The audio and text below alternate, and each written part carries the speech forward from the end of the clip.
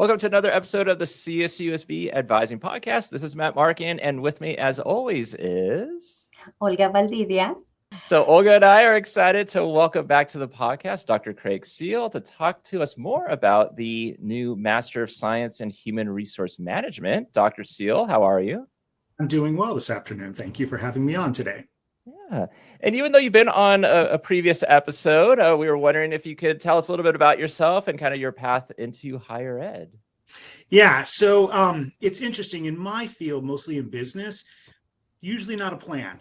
Usually life happens, we get into industry, and eventually there becomes an opportunity to pivot. I had such an opportunity, went back and got my doctorate degree, fell into being a college professor, and it has been a wonderful marriage from the start. Really, it is a blessing to be a faculty member and to have had opportunities to work in various administrative roles. So I've been a faculty member, been a director, I've been a dean, back to faculty, now back to director. And so I've kind of bounced around a little bit, but mostly in higher ed for the last 15, 20 years. So can you tell us a little bit more about the Master of Science in Human Resource Management? Yes, so this is a new degree program that we are launching this fall. And what's kind of exciting about it is we already have a concentration in human resources at both the undergraduate and the graduate level. We also work a lot with our student club, our Society for Human Resource Management. We also work with Inland Empire. These are professional HR people in the Inland Empire, Riverside, and San Bernardino. So it's sort of a culmination of all of this coming together. We were looking at a specialty program like this that will be able to help an individual, ideally those who are probably already in industry, to maybe take that next step. And the couple of cool things about our program in particular is, one, it's AACSB accredited, which is the top accreditation for business programs, the same one that Stanford and Berkeley and Harvard have. And students who graduate will be prepared, although they still have to take it. There is an HR certification available, and the program helps to prepare them to go sit for that, much like our MSA or finance programs help those students into their various certifications going forward. Awesome. So for this program, how many classes, how many units are students expected to satisfy? So it's going to be 30 units, which means 10 classes on our semester system. We are looking at it as a 2-year program, partially because we hope that students kind of pace themselves through it.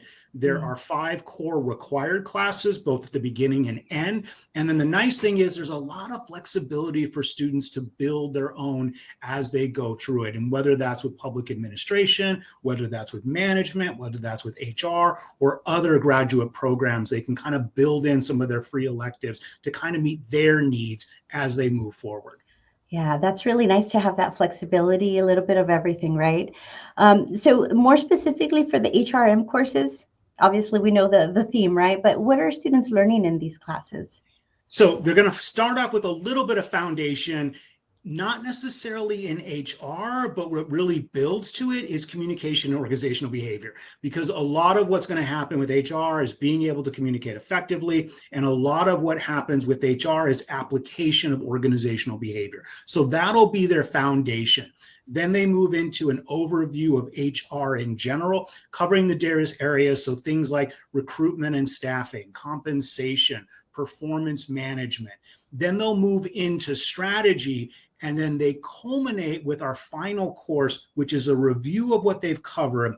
Also will have a project attached to it. And that's, again, where they prep for that SHRM, which is a certification exam that we are hoping students will take upon graduation. And then the rest depends on their interest area and what's available and where they might want to go to bolster their degree. Pretty cool. Now, you were mentioning that this could be a benefit to students already in the industry, but could other types of students benefit from being in this program? And of course, you also get the question of, well, what are some of the career opportunities with this? Yeah. And so, yes, part of the issues in terms of the program is sort of who should really apply for something like this. If you're already in HR and you're sort of in your early career, this can help you. Also, if you're in your later career, but you're finding yourself maybe not getting those director or executive opportunities, this would potentially be a benefit. If you were thinking of starting your own company or consulting, this also would be a program that could be a benefit to you. Or if you've been in industry for a while, but you want to pivot.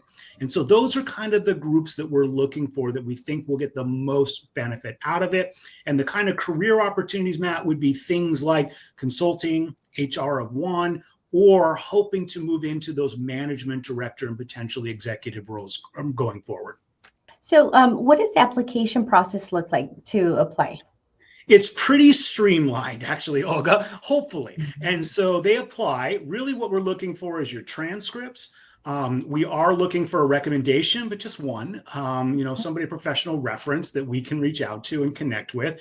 We are asking for a personal statement, so a page or two. There's a series of prompt questions that we ask students to deal with, and then the interview. But the interview isn't set up to be a make or break. The interview is really just, is this right for you? Is this the right program? Is this the right time? Is this the right for your career? Because we don't want to have any student. And what I mean by that is we want to have students that really are going to benefit from the program. And if the program's not going to benefit them, then maybe we kind of counsel them into other opportunities. Maybe it's an MPA, maybe it's an MBA, maybe it's accountancy, maybe it's back into industry for a while, or maybe it's somewhere else, whatever's going to benefit them going forward. Are you guys accepting students from all majors? Are you wanting only business majors? Who can apply? Yeah, a couple of nice things about this. First, anyone can apply. I actually just had an email from a student perspective yesterday asking that exact question. What do I have to have in terms of background? It doesn't matter. So we're not expecting that they necessarily know a lot about HR, although again, I think those in HR are going to benefit more than those who are not. But we're going to start from the ground up. So there is no prerequisites in the sense of prior degrees or concentration. If you're philosophy, if you're theater, if you're biology, you are more than welcome to come into the program. The other nice thing about this particular program and the way we've designed it is we're leveraging some of those other programs. So our MBA with an HR concentration, our MPA with an HR concentration. And so the nice thing is I don't have to have a certain cohort size to run the program. I can run it with 2 or 3 students. I can run it with 50 students. And so we'll be able to launch even if maybe we don't have the enrollments that we want, but we have enough enrollments to be able to put them in the classes that they're going to need. Perfect. Thank you. And you answered my next question, which was about prereqs. So that's great to hear. It seems like a very flexible program. And, you were mentioning some of the things in terms of the application process, but I was wondering if you had tips for students, whether it is writing a personal statement, should they be updating their resume? And even though the interview that they'll have, is there anything that you can help prep them regarding the interview? So a couple of things. One is the way that we operate in a lot of our program, particularly in the Cal State system, is really it's a do or don't. Meaning, if you meet the criteria, you're likely going to get admitted. So relax. That's one of the big things I think to start. Having said that, things like a well-crafted resume and a well-crafted essay go a long ways. Coming to the interview, dressed for an interview. And so we're not necessarily looking at the resume, oh my goodness, you don't have this experience or you didn't highlight this, but we are looking for the ability of you to communicate effectively what you have done on a resume. We're looking for you to communicate effectively in your essay. And so just make sure you're doing the basic due diligence to put yourself forward as a professional. That's the main thing. Not necessarily that you're trying to find what we want to hear or that little nugget. That's not how this process works, but really just positioning yourself as a serious candidate, as a serious professional, and the rest will work itself out. Wonderful. And I think you already answered my next question, which was suggestions for students applying, right? But it sounds like an amazing program. Can be done in 2 years, no prereqs. Yeah, we should have a lot of applicants for this program. No standardized testing. So GMAT, GRE are out the window, as they should be, by the way, because all of our information tells us that they're not that useful. What is useful is how they did as an undergraduate student. That's how they're going to do in grad school. Now, I do have a different question that I'm thinking about. I've heard of some other graduate programs getting rid of the comp exam or the thesis piece. Is this program going to have a comp exam?